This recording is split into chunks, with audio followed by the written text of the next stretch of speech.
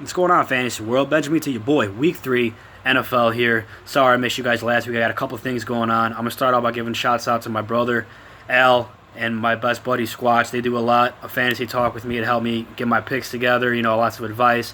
My brother's more conventional matchups, pricing, just approaches the way that I do. When I see something stand out, I just have to attack it. Squatch is more of an implied total kind of guy. He's more of a numbers guy. Gives me lots of high over-under totals, implied totals, projection rates, floors and ceilings, helps me out a lot there. So they put in a lot of work here to help me put out my picks. I want to say shouts out, and I appreciate them. I'm not the only ones grinding. They need some love too. And let's get ready to jump into things here. We're going to do a mini happy hour since I missed you guys last week. 4 guys under 6,000 allows you to spend up on 2 studs. With getting these 4 guys under 6,000 actually allowed me to spend up on 3 studs, but we're only going to include 2 of them so you can have your choices as well. Let's start at the quarterback position.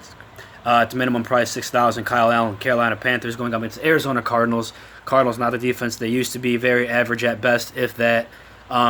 Carolina, like I said, Cam Newton has been basically banged up the entire season. He hasn't been able to do much, so this guy can't be much worse than him. At just 6,000, all he needs literally is 200 yards and 1 touchdown pass to meet value. I think he can get you to 250 and 2, which would be about 18 fantasy points, which would be 3 times value. This guy's going to be very popular and a good matchup. And a very, very low price. Can't get any cheaper than 6,000. Let's roll with Kyle Allen, Carolina Panthers. Let's roll over to wide receiver position. Start off with Hollywood Brown. I've never been Hollywood. I've always been about the hood. The guy's been absolutely fantastic. I know he can't keep up this pace all season, but he's had 10 targets and 13 targets respectively, 200-yard games, and 2 touchdowns in there. It gets a juicy matchup against the Chiefs and a high over-under total. Should be a very high-scoring game. At just 6,100, Hollywood Brown going to be very, very popular. Let's get him in that lineup there against the Chiefs. Stay at the wide receiver position. Let's stay brown here like my skin color. Let's go with John Brown of the Buffalo Bills. Guy has been an absolute stud. Again, he has a 100-yard game and a touchdown in there. Also, the targets jump out. He's had at least 9 targets in both games this season, going up against the Cincinnati Bengals. Josh Allen has made a great step. The Bengals D, very porous. We saw what Jimmy Garoppolo did to them last week. John Brown at 5,900, a very, very another popular play. Can't ignore it. Love Hollywood and John Brown there, 6,100 and 5,900 respectively. Let's stay at wide receiver position again and go with probably the most popular player on the board. At 4,800, Nelson Aguilar, the Philadelphia Eagles. Now, he has somewhat of a tough matchup against the Lions. Big play, Darius Slay might be on him. But Aguilar normally lines up in the slot. We all know Deshaun and Alshon are going to be out, so Zach Ertz is obviously another great play. But at 4,800, Aguilar can do a lot of things. He can get you 100 yards. He can get you a touchdown. He can catch you 10 balls. He can do a lot of things, like I said, at 4,800. Going to be very popular. The number 1 target there with those 2 guys down. Let's get Nelson Aguilar in there at 4,800. Can't miss him. Has to be in the majority of your lines, whether he's a hit or a miss. You got to get him in there for that floor and that ceiling. So there's 3 wide receivers there: 6,100, 5,900, 4,800. Quarterback 6,000. We have a lot of cap space to mess with.